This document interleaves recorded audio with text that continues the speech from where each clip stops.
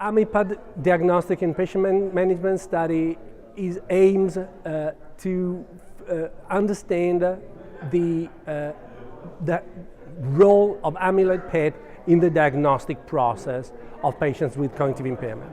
So the idea is that we have this technique, this exam, which we know is very accurate at figuring out whether someone has or does not have amyloid in his brain. If PET is positive, the person is bound to have amyloid in his brain.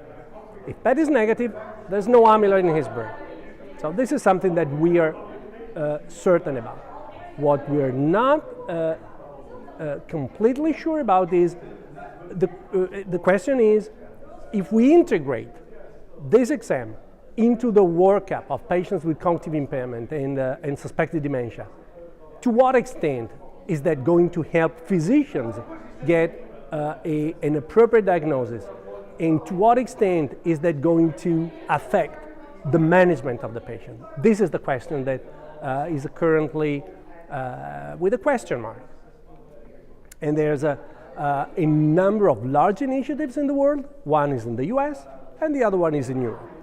The one in US is IDEAS, the one in Europe is AMYPAD. And the major strength of AMYPAD is that it's controlled.